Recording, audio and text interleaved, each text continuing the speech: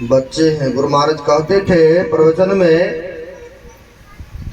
कि मेरा उम्र 83 वर्ष की हो रही है, मेरे उम्र से भी अधिक उम्र के पंडाल में बैठे हैं, लेकिन आध्यात्मिक ज्ञान नहीं है, तभी वह बच्चा ही है।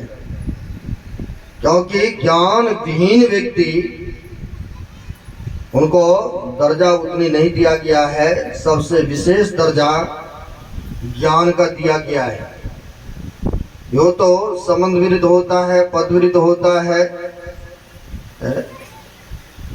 और सबसे बड़ा बताया है ज्ञान वृद्ध के विषय में सबसे श्रेष्ठ।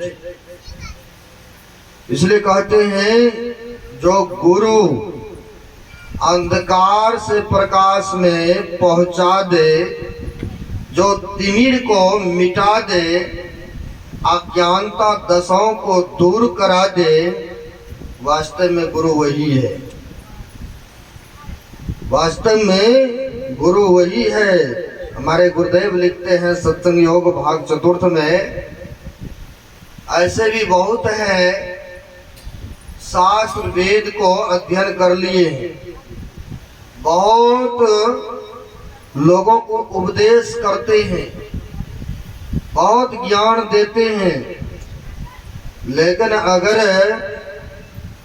उनके आचरण में शुद्धता नहीं पाई जाए, अगर ऐसे को पहले गुरु बना भी लिए हैं तो उनके दुराचरण जान लेने पर उन्हें त्याग कर देना चाहिए। क्यों?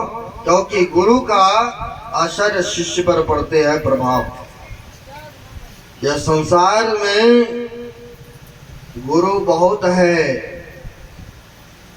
एक सहजो भाई हो गए, उनका कथन है, सहजो जगत में गुरु बहुत फिरे, ज्ञान ध्यान सुध नाही, अतार सके न एक को गहे बहुत की बाँ।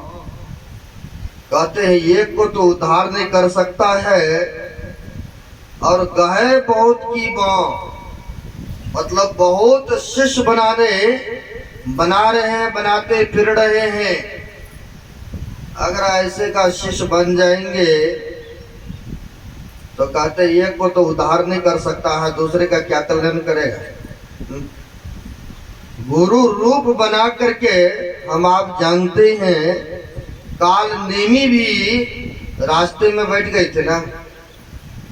हम आप रामायण पढ़ते हैं, काल नेमी ने भी गुरु का वेश बना करके नदी के किनारे, गंगा जी किनारे बैठ गए और भगवान श्री राम का नाम ले रहे। हनुमान जी जा रहे थे, मेघनाथ का बाण लगा, जा रहे थे ना संजीवनी मृत्युजीवनी बूटी लेने। देखा अरे इस गंगा जी किनारे कुटिया में बैठ करके भगवान का भजन कर रहा है, भगवान भगत है, चलो थोड़ा से चलते हैं, पानी जल पी लेते हैं। जब गए वहां पर, आओ हनुमान आओ, हमें पता है तुम कहाँ जा रहे हो। अच्छा जी आपको पता है? कहाँ हमें पता है, हम तीनों लोगों के बातों को जानते हैं। तो बताइए महाराज, आप अगर जानी जान है तो बताइए। हम जानते हैं कि मेघनाथ का बाण लगा है लक्ष्मण जी को, और सुशांत वैद्य के कहने पर तुम जा रहे हो लक्ष्मण बूटी, मृत्यु संजीवनी बूटी लाने के लिए धौला के तो पर्वत पर से। कहा बात तो सही कह रहे हो, अगर किसी के बारे में भविष्यवाणी कर दिया जाए, बता दिया जाए जीवन की घटना घटित बातें, थोड़ा देर के लिए आप लोगों को भी विश्वास हो जाएंगे ये तो पहुंचे हुए फकीर है, भविष्य के बातों को जानते हैं।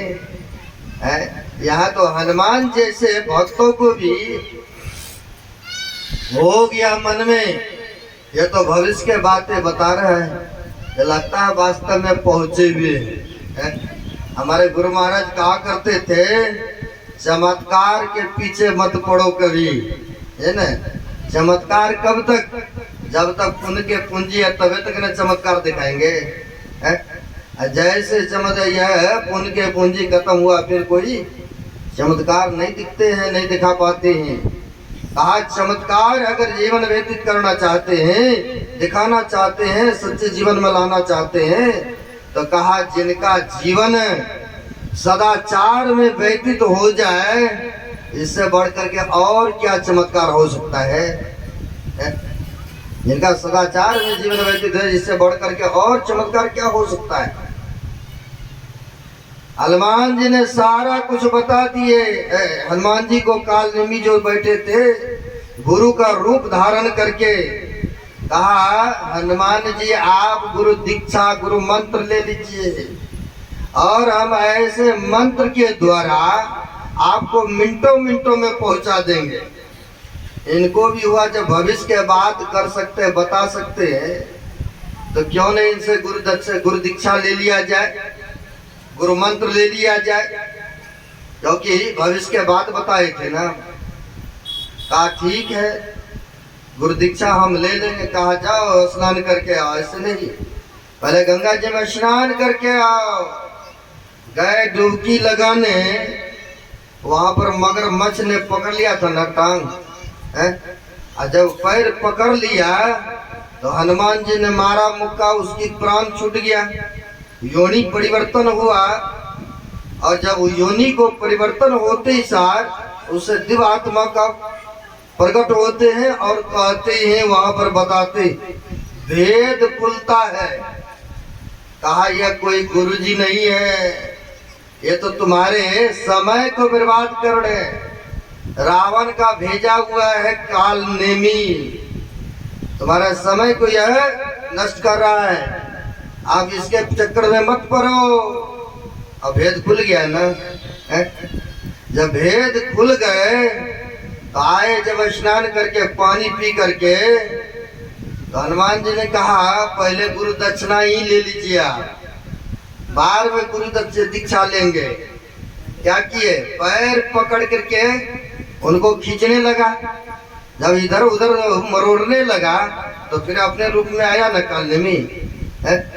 अगर ऐसे के शिष्य बनते हैं तो कभी कल्याण होगा है?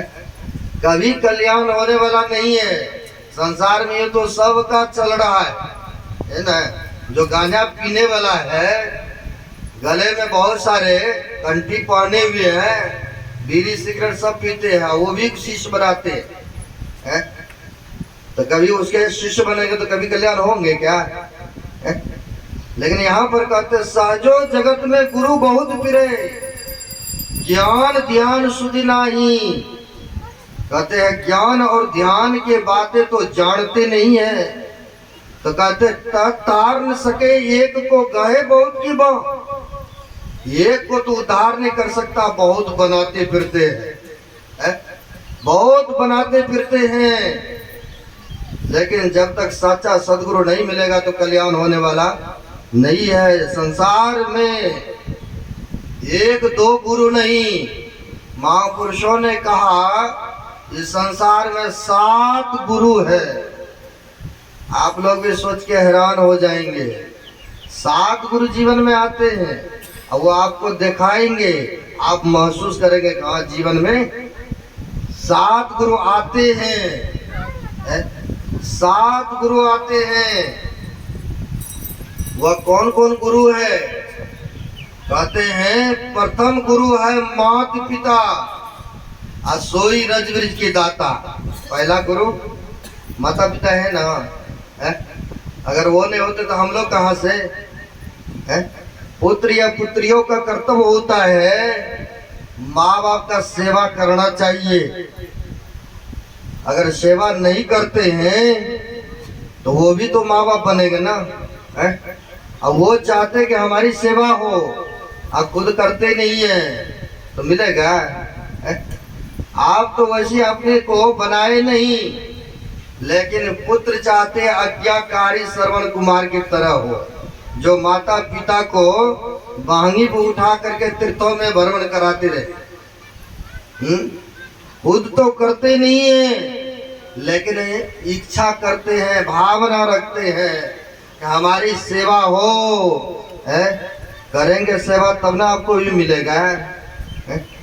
इसलिए कहते हैं पहला गुरु माता पिता होते हैं, पुत्र या पुत्रियों का कर्तव्य होता है सेवा करना चाहिए।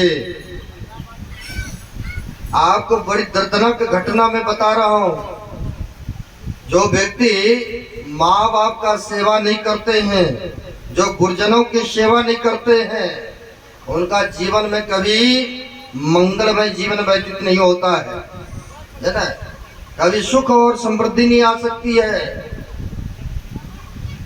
एक घटना घटित है, एक गरीब ब्राह्मण थे, गरीब ब्राह्मण कमाते खाते अपना जीवन को व्यतीत करते थे। शादी विवाह हुआ, कोई पुत्र नहीं, कोई पुत्री नहीं, गृहस्थी जीवन में है आप लोग, तो चाहिए ना पुत्र या पुत्री, चाहिए ना वंश को चलाने के लिए, चाहते हैं ना, सबको चाहते हैं ना। अब यहाँ पर उनको नहीं पुत्र हो रहे नहीं पुत्री, यहाँ वहाँ बहुत जगह गए, जाते ही स्वाभाविक है ना, कभी वो मंदिर, कभी वो बाबा के पास, कभी वो तंत्रिक पास, जाना आना करते रहे। कई वर्षों के बाद होता है ना, 10 साल के बाद भी होता है कई, और 10 साल विवाह का हो गए थे, अब तब जाकर के कहीं एक पुत्र का हॉस्पिटल में जाकर के जन्म होते हैं। जब जन्म हुआ तो पुत्र जो था देखने में बहुत सुंदर, देखने में तो सुंदर, लेकिन एक ही आंख था, एक आंख उनका बंद पड़ा था, दिख नहीं रहा था। तो डॉक्टरों ने देखा तो लड़के बच्चे के पिता से कहते हैं, देखो जी, अगर अपना आंख एक दे देते हैं तो मैं ऑपरेशन के द्वारा इनको और सुंदर बना सकता, दोनों आंख देखने लायक हो जाएंगे। एक आंख दे दो ऑपरेशन के द्वारा, वो भी आंख ठीक कर देता हूँ पुत्र का, आपके पुत्र हैं। तो पिता ने कहा, अभी तो छोटा है, क्या पता भविष्य में जिएगा कि नहीं जिएगा, इनको एक आंख दे देंगे तो हम तो कन्हैया कहलाएंगे, हैं? कन्हैया कहलाएंगे, हम नहीं दे सकते। ये अपने भाग से तकदीर से जिएंगे, जैसा है जैसा भी है। अब वहां पर जब माँ को होश आती है, बच्चे को गोद में नर्सिंग वगैरह सब देती है, डॉक्टर देखते हैं बच्चे को, माँ बेचारी रोने लगी। माँ रोती है कि परमात्मा ने दिया भी इतने साल वर्षों के बाद, उनमें भी एक ही आंख, रोने लगी। तो डॉक्टर वगैरह सब आते, क्या बात है? तो परमात्मा ने इतने वर्षों के बाद यहाँ वहाँ मांग करने के उपरांत दिया भी तो ये एक आंख नहीं है। इस तरह से कहा, कोई बात नहीं, मैंने तो लड़के बच्चे के बाप से पहले ही कहा था, आपने एक आंख दे दे तो हम इसको दोनों आंख देखने के लायक बना देंगे। अगर आपको इनके प्रति से इतना मोह है तो आप ऐसे करें, अपना एक आंख दे दीजिए, हम ऑपरेशन के द्वारा, कई बार होता है ना, अगर किडनी 2 है और किडनी कहीं फेल हो जाता है तो दूसरे का किडनी ऑपरेशन करके एक दूसरे में भी लगा देते हैं। ऐसा हुआ है, हम लोग जानते हैं। दोनों किडनी फेल हो गए। पिता ने, चंडीगढ़ पीजीआई हॉस्पिटल बहुत बड़ा है, इंडिया का बहुत बड़ा हॉस्पिटल है, पिता ने अपने पुत्र को बचाने के ख्याल से अपना एक किडनी दे दिया पुत्र को। होता है, कई बार देता है और जीता है आदमी, ऐसा बहुत है, सुने होंगे। अब होता क्या है, माँ से डॉक्टरी वगैरह से डॉक्टर कहते हैं, अगर एक आंख अपना दे दो तो मैं इनको ऑपरेशन के द्वारा और सुंदर बना सकता हूँ। काबिल बना सकता हूँ, देखने योग्य बना सकता हूँ। कहा ठीक है, कोई बात नहीं है, पुत्र तो मेरा ही है, आप एक आंख मेरा ले लीजिए और हमारे पुत्र को सुंदर बना दीजिए। है कहा तो ये बात पिता से भी, पिता लेकिन तैयार नहीं हुए।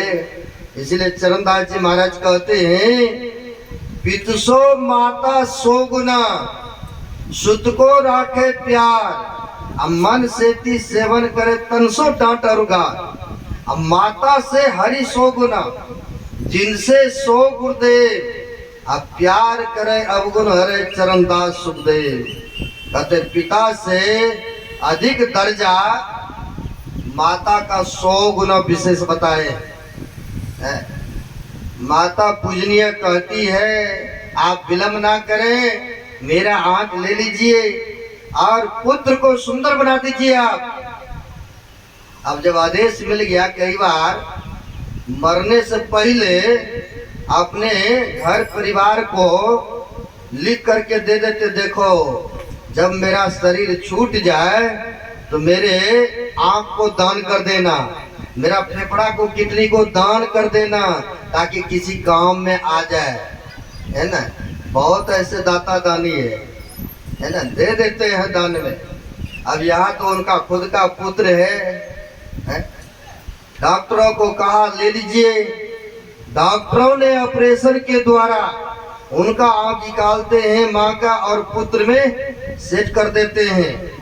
पुत्र को सुंदर बना दिया, हॉस्पिटल से छुट्टी होते हैं, लालन पालन होने लग गए, घर में लालन पालन होने लगे, बच्चा बुलने दौड़ने लगे। एक दिन संजोग बस ब्राह्मण जो थे उनकी मृत्यु हो जाती है। मृत्यु हो गए, अब बेचारी अकेले, पुत्र लेकर के क्या करे, उन्हीं की सहारा था, लेकिन वो भी नहीं रहे। अब यह दूसरे के घरों में खेतों में काम कर करके सोचा इसी बच्चे को पढ़ाएंगे लिखाएंगे योग्य बनाएंगे। माँ के हृदय देखिए कैसे होते, वह यहाँ वहाँ काम करके बच्चे को जहाँ तक पढ़ाई था स्कूल का वहाँ पर पढ़ाते, साथ में लेके जाते, स्कूल तक छोड़ आते और समय पर लेकर के भी घर आते, क्योंकि एक ही पुत्र था ना। पर उनको था कि एक ही पुत्र लेकर के जिएंगे। माँ के हृदय, क्योंकि पहला गुरु माता पिता है। अब होता क्या है, गांव में पढ़ाने लगे, बच्चा धीरे धीरे बड़ा होते गए, पढ़ने में बड़ी तेज। एक दिन के बात है, बच्चा में खेल रहे थे, दूसरे बच्चे ने कहा खेल के क्रम में, अरे तुम तो कानी माँ के बेटा हो, कानी माँ के बेटा। अब बड़ा इनको लगा कि मेरी माँ स्कूल तक आती है, ये लोगों ने देखा, मेरा साथियों ने तब ना ऐसा कहा, कल से हम मना कर देंगे माता को आना ही स्कूल। कहा माँ तुम कल से मेरे को छोड़ने नहीं जाओगे स्कूल और नहीं लाने के लिए जाओगे। माँ ने एक बार भी नहीं कहा कि बेटा क्यों तू ऐसा कह रहा है। कहा ठीक है बेटा, तुम्हारी खुशी मेरी खुशी, कोई बात नहीं है, पर जाना 60 साल से जाना, ठीक से आना। कहा ठीक है। जहाँ तक था गांव की पढ़ाई लिखाई किया, करने के उपरांत माँ ने भेज दिया शहर में। बच्चे जाते हैं ना, कहाँ राजस्थान कोटा, कहाँ जाते हैं दिल्ली, पंजाब, बम्बई, बेंगलोर पढ़ने के लिए भेजते हैं। दूर शहरों में भेजा, वहाँ खुद को पढ़ते थे और दूसरे को पढ़ाते रहे। उसी से अपना मेडरस, बहुत ऐसे विद्यार्थी है ना तेज होते हैं ना, खुद पढ़ते हैं दूसरे को भी पढ़ा करके अपना पढ़ लेते हैं। माँ ने और मेहनत करती रही, समय समय पर भेजती रही जो भी था भेजने का। कई बार माँ बाप ने अपने ठीक से वस्त्र नहीं पहनते, ठीक से भोजन नहीं करते, लेकिन बच्चे के लिए महीना महीना फिक्स भेजते हैं, पढ़ाई लिखाई कॉपी के लिए, वस्त्र के लिए। बच्चा पढ़ने में बड़ी तेज थे, पढ़ने में बड़ी तेज, शहर में रह रहे थे, पढ़ने में बड़ी तेज। धीरे धीरे बढ़ता गया। और कई बार ऐसा होता है, सर्विस का पेपर निकलता है, ये फॉर्म भी भरता रहा। फॉर्म भरते हैं यह बड़े पदवी के लिए, कलेक्टर की पदवी के लिए। पढ़ने बड़ी लकी था, जब कलेक्टर की पदवी के लिए इन्होंने फॉर्म भरा, इनकी रिजल्ट निकल गया, पास हो गए और सर्विस पा लिए। अब पहले जमाने में चिट्ठी चलता था नहीं, अब ना फोन पर, चिट्ठी बंद हो गए। वहां से चिट्ठी भेजते हैं, माँ आपकी आशीर्वाद से, आपकी कृपा से हम कलेक्टर बन गए। बोला अच्छी बात है बेटा, एक बार घर आ जाओ, बहुत बरस हो गए हैं तुम शहर में गए हो, एक बार आ जाओ। कहा माँ अभी थोड़ा व्यस्त हूँ, आएंगे फिर कभी। अब होता क्या, बड़े आदमी बन गए। अब बड़े आदमी वैसे 2-4-10 गो मित्र हो जाते हैं नहीं, क्योंकि पैसा सबको कराते हैं व्यक्ति को। अब मित्र दोस्त हो गए बड़े बड़े।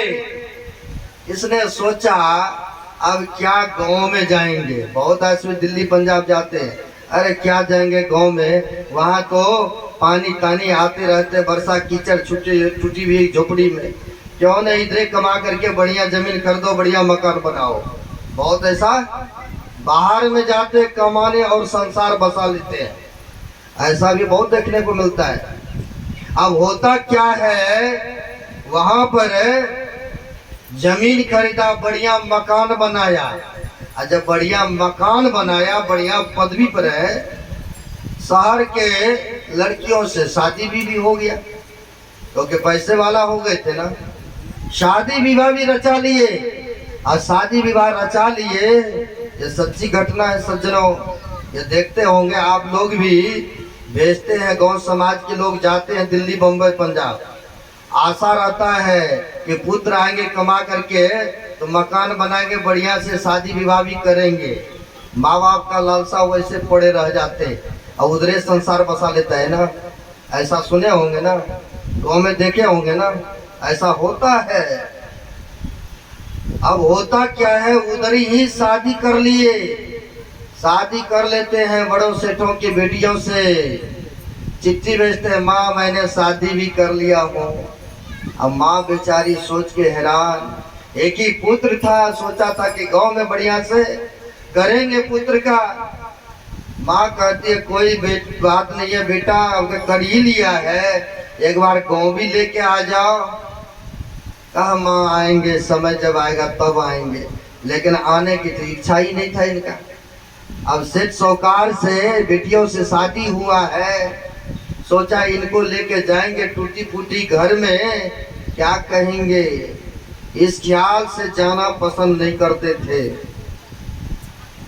कुछ वर्षों के बाद पुत्र जन्म लेते हैं।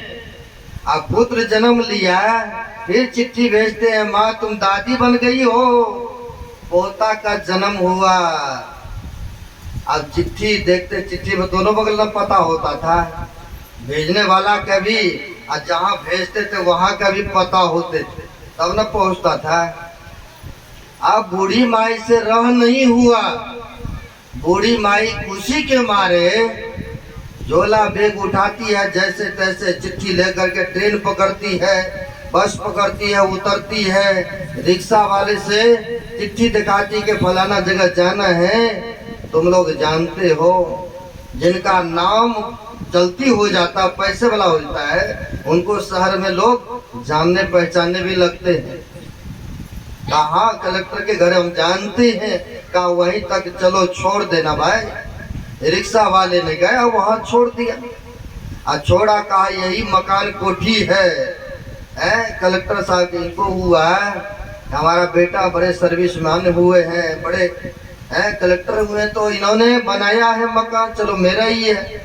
जैसे अंदर एंट्री करने लगी, बड़े बड़े घर में देखे होंगे गेटमैन होता है, गेटमैन ने कहा ये हमारे ही पुत्र की मकान है। अरे माँ तुम्हारे शरीर पर तो ठीक है वस्त्र नहीं है, फटे पुराने पानी हो, और कहा कलेक्टर साहब है, कहा नहीं मेरा ही है। वो समझदार था, सोचा कोई बात नहीं है, कह रही है होगा कोई रिश्तेदार, और नहीं होगा तो आवाज लगाकर इनको गेट से बाहर कर देंगे। है? जाने दिए अंदर में, जाने दिए सज्जनों अंदर। जब गए अंदर में, चिट्ठी में पहले कह दिया था ना पोता हुआ है, पोटरी चोटरी माई रखती है, क्योंकि देहात के रहने वाली थी। पोटरी एक साइड में रखती है, सोचती है पहले बच्चे जो झूला पर झूल रहे थे, सोचा इनको उठा करके गोद में ले लो। है? जो ही गोद में उठाना चाहिए तो उधर से वह सेठानी के बेटी देखती, अरे अरे अरे ये चुड़ैल देखो कौन आ गई, बच्चे को उठा करके भागना चाह रही, क्योंकि वह जानती पहचानती नहीं थी। है? अरे देखो कौन चुड़ैल आया है, और उनका बेटा भी आ गया। बेटा चाहे जितना मर्जी बचपन से बड़ा हो जाए, माँ को पहचान तो होता ही है ना। है? अब वहां पर बेटा भी आ जाते हैं, लेकिन बेटा भी एक चुन शब्द भी नहीं कहते कि मेरी माँ क्यों तो चुड़ैल कह रही, क्योंकि यह सेठ की बेटी थे ना। है? कह देते हम गरीब माँ के हैं, काने माँ के बेटा हैं, इनको होता कि हमारी बेइज्जती ना हो जाए। है? लेकिन एक बार भी नहीं कहे कि हमारी माँ है। अब वह कहते बेटा तुम तो पहचानते हो ना हमें। है? ये तो चलो नहीं पहचानती है, तुम्हारा माँ हो ना। अब ये भी मुंह फेर लेते हैं, देखिए कैसा जमाना है, ये भी मुंह को फेर लेते हैं, पहचान में नहीं आते। अब सोचती है जब मेरा खुद बेटा नहीं पहचानते हैं, अब पर घर के बेटी है वो तो कभी देखी ही नहीं है, हमें क्या पहचाने। अब निराश हो करके वह वहां से गेटरी उठाती है और गेट के तरफ आ जाती है। अब जीने की तमन्ना उनकी एक ही पुत्र था, अब वो भी पहचानने से इनकार। अब जाती है गेट पर, गेटमैन से कहती है कि संध्या होने को चला, रात बीच हमें ये टूटी हुई घर में रहने दो, सुबह होगा तो देख लेंगे, जहाँ जाना होगा चले जाएंगे। उनको दया आ गया, कहा कोई बात नहीं मां रह जाओ। कहा ठीक है आपने आदेश दिया रहने के लिए, लेकिन एक विनती है, एक थोड़ा सा चिट्ठी लिख दोगे। कहा माँ बोलो क्या लिखवाना चाहती हो। कहा लिखो इस चिट्ठी में, जय बेटा तुम कभी जानने का प्रयास किया कि माँ कानी क्यों है। अरे तुम जन्म लिया था तो तुम्हारे पास एक ही आंख था, डॉक्टर की सलाह पर, डॉक्टर के कहने पर मैंने एक आंख तुम्हें दिया, ऑपरेशन के द्वारा तुम्हें सुंदर बनाया, और दूसरे के घरों में काम कर करके तुमको पढ़ाया लिखाया, लेकिन तुमने कभी जाना है। लेकिन आज तुम बड़े पदवी पर गए हो, लेकिन पहचान से भी इनकार हो। कोई बात नहीं है बेटा, फिर भी आशीर्वाद है, तुम सुखी से रहना, इतना बात लिख दो। लिखवा दिया। रात बीच टूटी हुई घर में रहने के लिए दिया, रहती है। जीने के तमन्ना एक ही पुत्र था, अब सोचा जब पुत्र ही नहीं पहचान रहे तो जी के क्या करूंगी। उसने हाथ में अपने कपड़ा को, लुंगा को लगाई और फांसी लगा करके मर गई। फांसी लगा करके मर गई, क्योंकि जीने का तमन्ना ही एक ही था। मर गए। सुबह होते हैं, गेटमैन देखते अभी तक बूढ़ी माँ घर से नहीं निकली, क्या बात है। जाते देखते हैं तो ठाठ में लटके पड़े हैं। अब हल्ला तो होगा ना। अब इन्होंने हल्ला किया, सेठ सेठानी सब आए। आते ही आने के बाद देखते हैं चिट्ठी, और चिट्ठी इनका भी चिट्ठी था जो भेजे थे पहले, दोनों चिट्ठी वहां पर है। और ये चिट्ठी पढ़ते हैं, बेटा तुमने कभी जानने का प्रयास नहीं किया कि कहानी क्यों हूँ। तुम्हें बचपन से पढ़ाया लिखाया और तुम योग बना, आज पहचान से भी इनकार है, लेकिन फिर भी आशीर्वाद है हमारा, तुम जैसे भी हो सुखी रहना, सुखी रहना। अब चिट्ठी पढ़ते हैं, अब आंख से आंसू बहाने लगे बेटा, लेकिन बाद में बहाने से क्या फायदा, जब जिंदा रहा तो पहचान भी नहीं है, बोलने से भी इनकार। बाद में रो रहा है, कलप रहा है, लेकिन कुछ हाथ नहीं लगने को है? इसलिए कहते हैं व्यक्ति को माँ बाप का पहचान, माँ तो माँ है, पिता से अधिक तो माता की दर्जा है ना। माँ गीले में सोती है, बच्चे को सूखे में सुलाती है। इसलिए कहते पहला गुरु माता पिता होते हैं, बच्चे का कर्तव्य होता है सेवा करना चाहिए। आप सेवा नहीं करोगे तो आप ही तो माता पिता बनेंगे ना। आप चाहेंगे सेवा तो मिलेगा, संभव नहीं है। इसलिए कहा ऋषियों मुनियों ने पहला गुरु माता पिता है, प्रथम गुरु है माता पिता, सोई रज वृज की दाता। दूसर गुरु है मन की धाई, गृहवास की बंद चुराई। तीसर गुरु जिन धरिया नामा, ले ले पुकारे गामा। चौथा गुरु जिन शिक्षा दिना, जगत व्यवहार सवै तब चिन्ना। पांचम गुरु जिन वैष्णव चिन्ना, राम नाम का सुमरण दिना। छठा गुरु जिन ब्रह्मगर तोरा, दुबदा मेटे एक से जोरा। सातम गुरु जिन सत्य शब्द लखाया, जहाँ का तत्सो तहाँ समाया।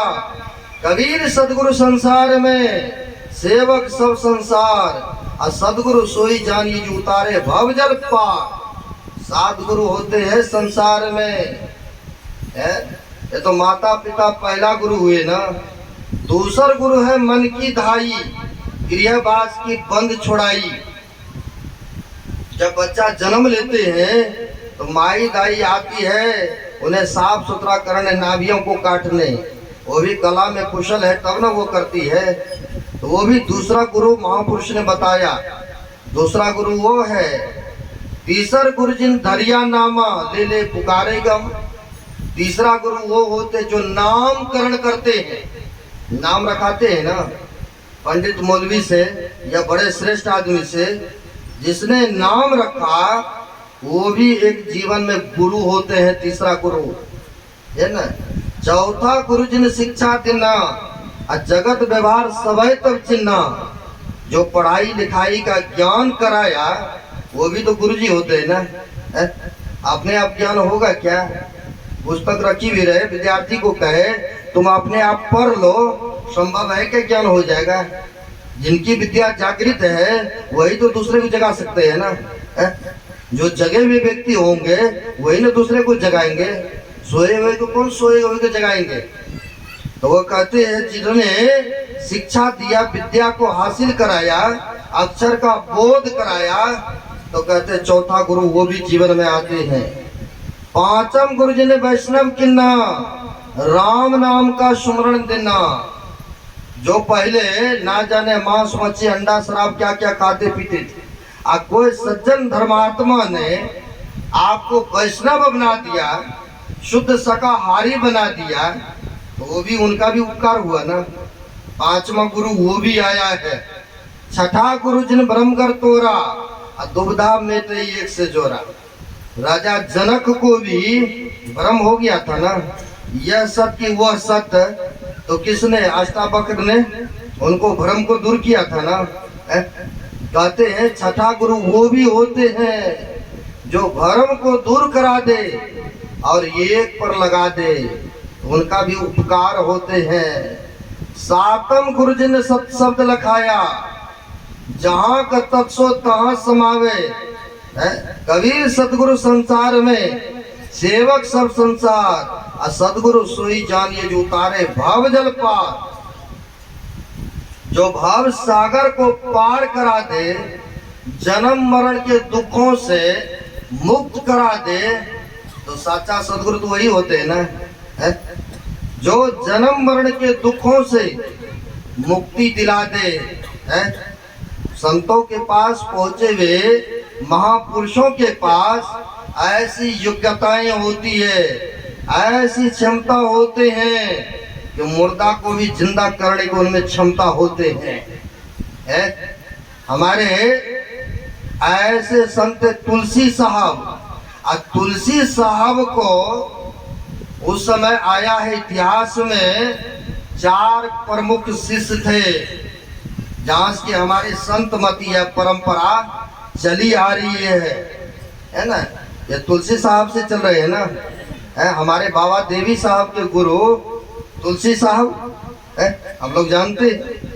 और तुलसी साहब को 4 प्रमुख शिष्य उस समय कौन, तो बाबा देवी साहब, सूर स्वामी, गिरधारी स्वामी और स्वामी श्रीदयाल सिंह जी महाराज, जो राधा स्वामी नाम से प्रचलित है पंजाब में।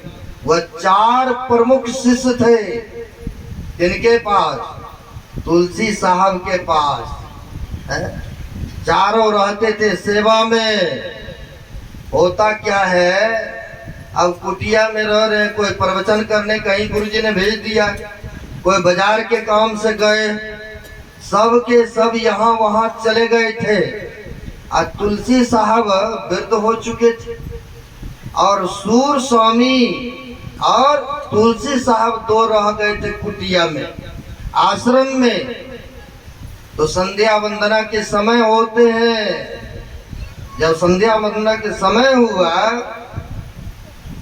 तुलसी साहब कहते हैं अरे कुटिया में कोई नहीं हो, शाम के समय हो चुका है, संध्या वंदना करो। आरती विनती करते हैं न समय पर। कहा संध्या के समय हो चुका है, आरती विनती करो।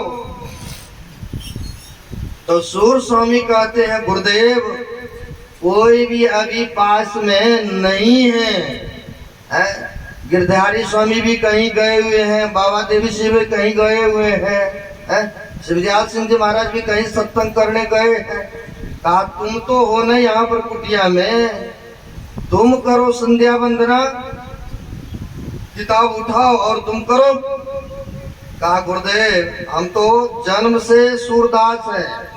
एक सूरदास हुए कृष्ण भगवान के भक्त, वो तो बाद में अपने आंखों को फोड़ा था, ये तो कोई और हुए। और वो सूर स्वामी थे जो तुलसी साहब के शिष्य थे, है ना। कहा अरे तुम तो हो न कुटिया में, तुम किताब को उठाओ और तुम पाठ करो। कहा गुरुदेव कैसी बातें करते हैं, आप तो जानते हैं बचपन से आपके चरण शरण में रहा हूँ, हमें तो दिखता ही नहीं है। और जब दिखता नहीं तो किताब कहाँ से उठा के पढ़ूं। अगर कहीं किताब हाथ में ले भी लूं तो आंख से दिखता ही नहीं है। अगर दिखता भी तो कहीं कॉलेज स्कूल जाते तब ना पढ़ाई करते हैं। अरे जैसे मैं कह रहा हूँ तुम वैसे करो, वैसे करो। देखिए गुरु कैसे होते हैं।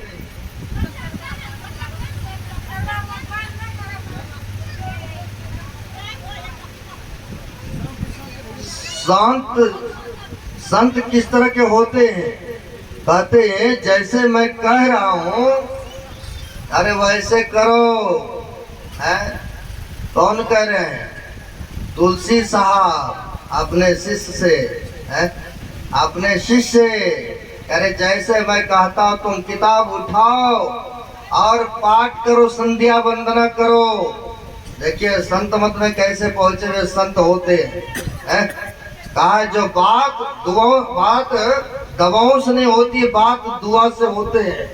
अगर मिल जाए पूरे मुर्शद तो बात उस खुदा से होते हैं, उनमें क्षमता ऐसी योग्यताएं हुआ करते हैं। अरे तुमको जैसे कह रहा हूँ वैसे करो।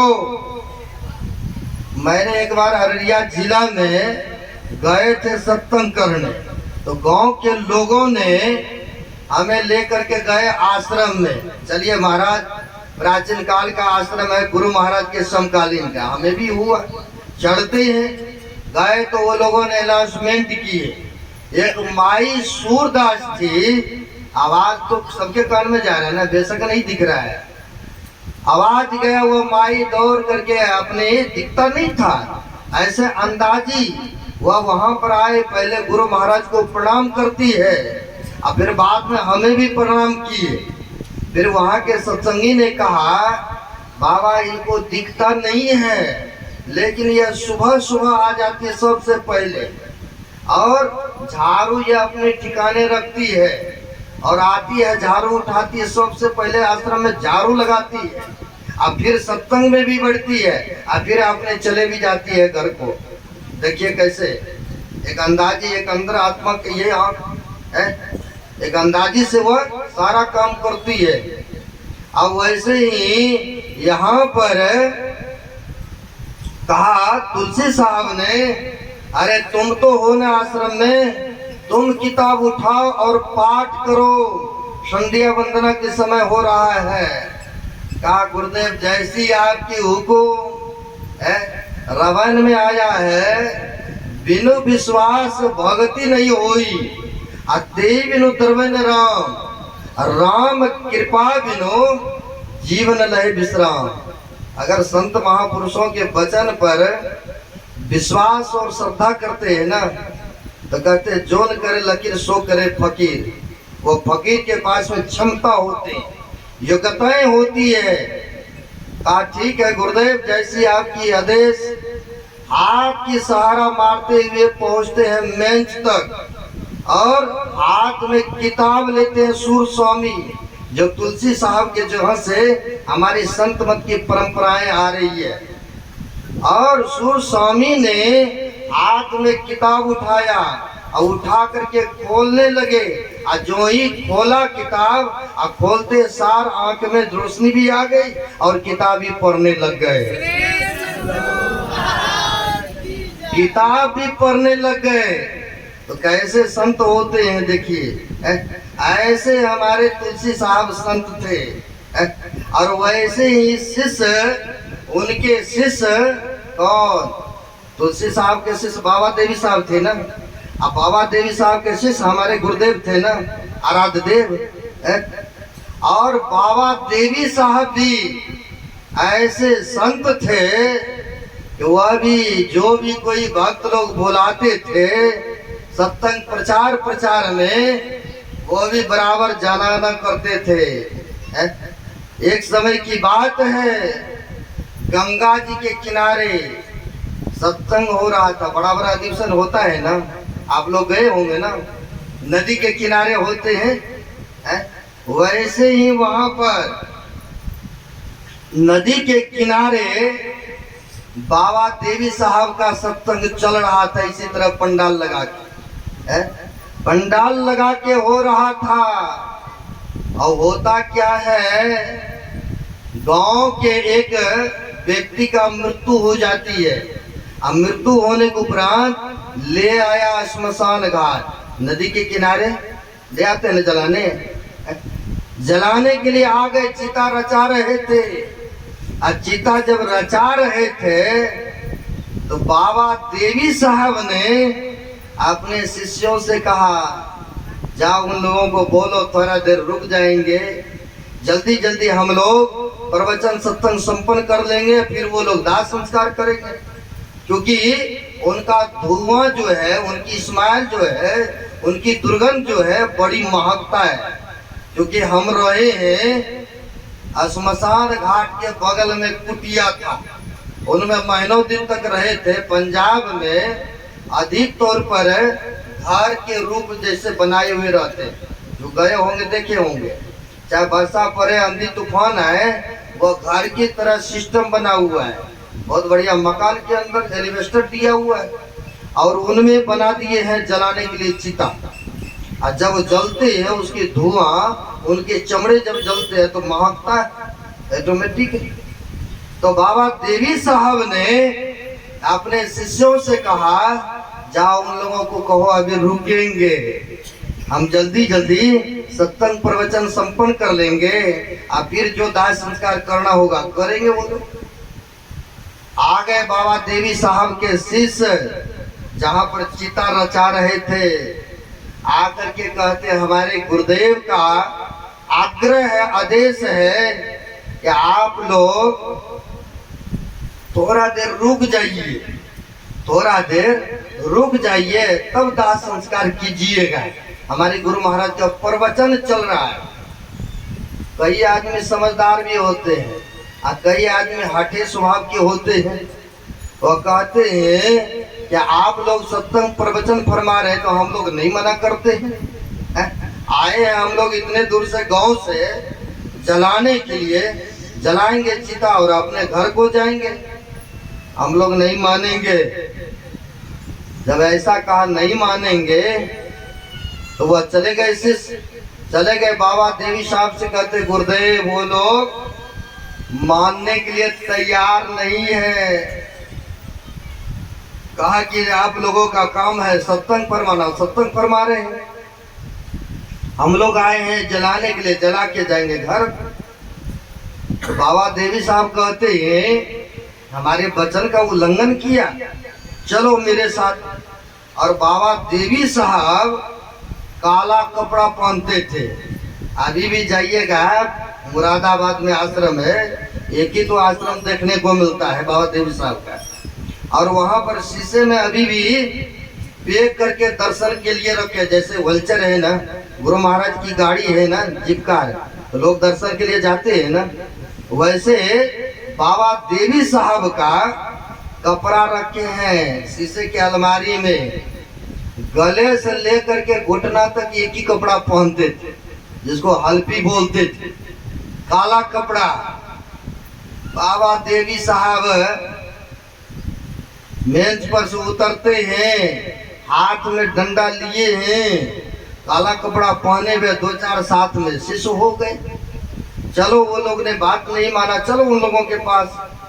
अब बड़ी तेजी से देखते हैं ये लोग जो चिता रचाने के लिए गए थे, देखा अरे साधु बाबा आ रहा बड़ी तेजी पे, उनका बात हम लोग नहीं माने हैं, कहीं सामने में पकड़े जाएंगे, हो सकता है साधु बाबा कहीं शराब न दे दे। डर भर तो होगा ना, क्योंकि बातों को उल्लंघन किए थे ना, बात नहीं माने थे ना साधु बाबा का। तो सब आदमी ने सोचा कहीं सामने में रहेंगे तो कहीं साधु बाबा ने शराब ना दे दे, इससे बढ़िया यहाँ से हट लो, भाग लो। और जब यह चले जाएंगे यहाँ से, अब फिर हम लोग आएंगे, दाह संस्कार करेंगे जो करना होगा।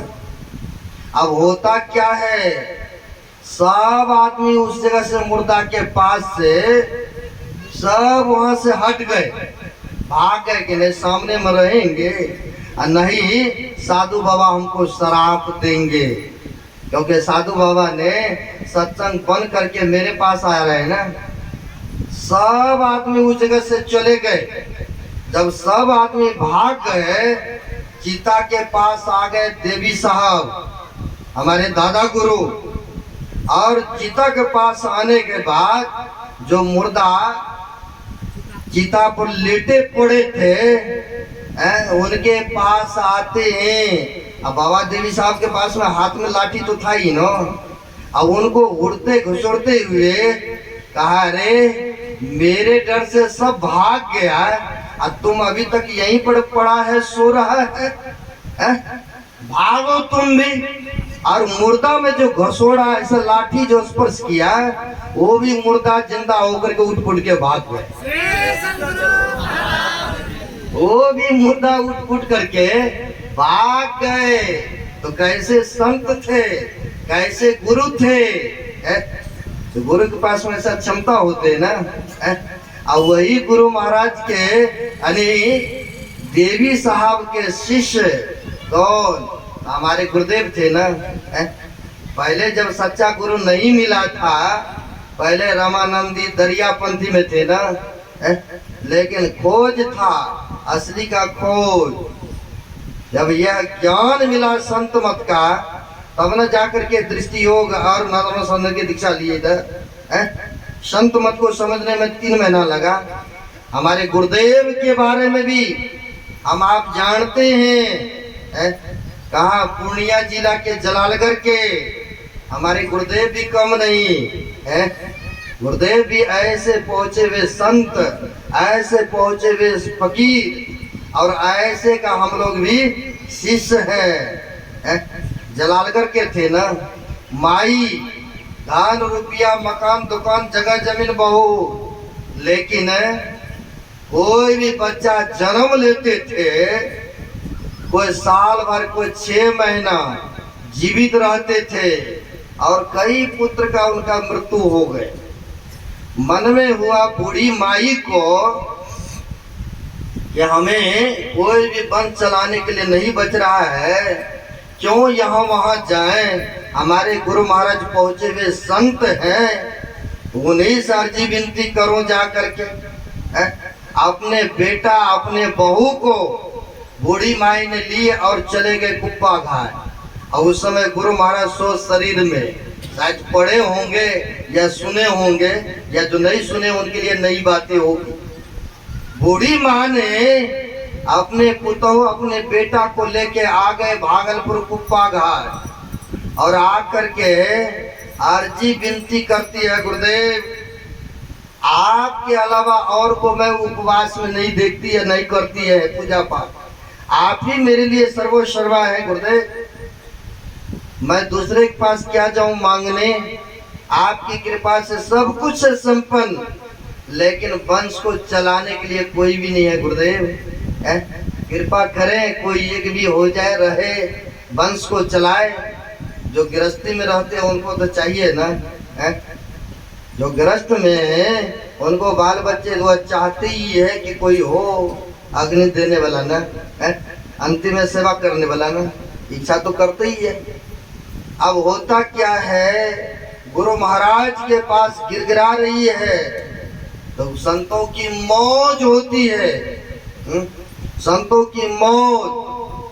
कहा ठीक है, ईश्वर से प्रार्थना करता हूँ, जो कि करने के लिए तो गुरु महाराज जी सब कुछ करते हैं। अब फिर भी अपने से दूसरे के ऊपर डाल करके कहते हैं, हम ईश्वर से प्रार्थना करता हूँ कि आपकी बार जो बच्चा जन्म लेंगे वह जिंदा रहेंगे, वही वंश के परंपराएं बनेंगे। बड़ी खुशी हुआ, प्रसाद भी दिए, बड़ी खुश हुआ माई कि गुरु महाराज का आशीर्वाद हुआ है।